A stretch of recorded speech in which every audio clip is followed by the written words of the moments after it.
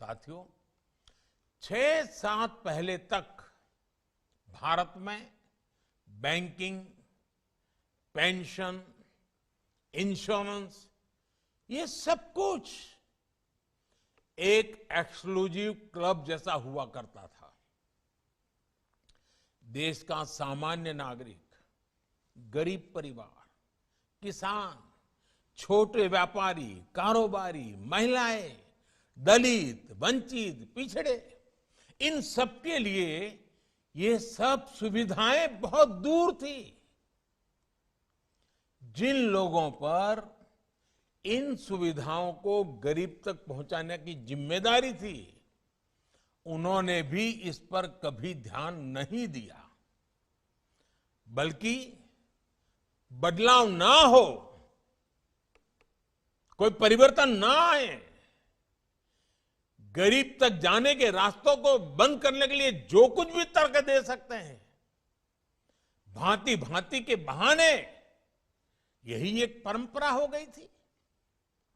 और क्या कुछ कहा नहीं जाता था, खुलेआम बेशर्मी के साथ कहा जाता था, अरे बैंक की ब्रांच नहीं है, स्टाफ नहीं है, इंटरनेट नहीं है, लोगों में जागरूकता नहीं है, न जाने कैसे कैसे तर्क दिए जाते थे। अनप्रोडक्टिव सेविंग्स और इनफॉर्मल लैंडिंग, इससे सामान्य नागरिक की स्थिति भी खराब हो रही थी और देश के विकास में उसकी भागीदारी भी न के बराबर थी। पेंशन और बीमा का तो यही माना जाता था कि ये सब समृद्ध परिवारों के भाग्य में ही है, लेकिन आज स्थिति बदल रही है। आज फाइनेंशियल इंक्लूजन ही नहीं, बैंकिंग और फाइनेंशियल सेक्टर में ईज ऑफ एक्सेस भारत की पहचान बन रही है। आज अलग अलग पेंशन योजनाओं के तहत समाज का हर व्यक्ति 60 वर्ष की आयु के बाद 60 वर्ष की आयु के बाद मिलने वाली पेंशन की सुविधा से जुड़ सकता है। पीएम जीवन ज्योति बीमा योजना और पीएम सुरक्षा बीमा योजना के तहत लगभग 38 करोड़ देशवासी, 38 करोड़ कंट्रीमैन 2-2 लाख रुपए की बीमा सुरक्षा से जुड़े हुए हैं।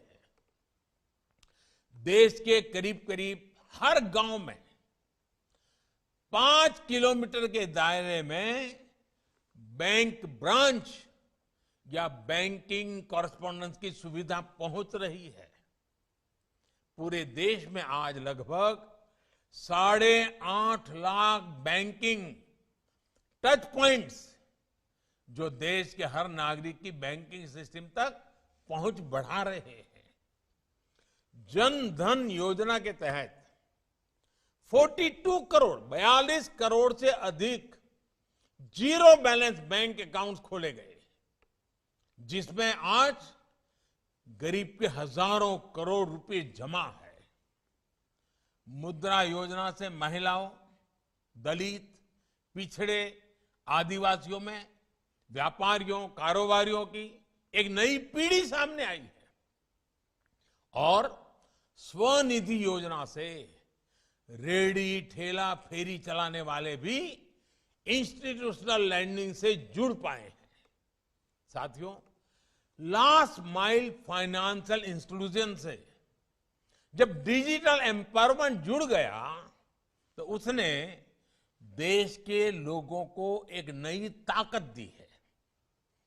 31 करोड़ से अधिक रुपए कार्ड, करीब 50 lakh POS M POS machines ने आज देश के कोने कोने में डिजिटल ट्रांजैक्शन को संभव बनाया है। यूपीआई ने तो बहुत ही कम समय में डिजिटल ट्रांजैक्शन के मामले में भारत को दुनिया का अग्रणी देश बना दिया है। सिर्फ 7 सालों में भारत ने डिजिटल ट्रांजैक्शन के मामले में 19 गुना की छलांग लगाई है, 19 टाइम।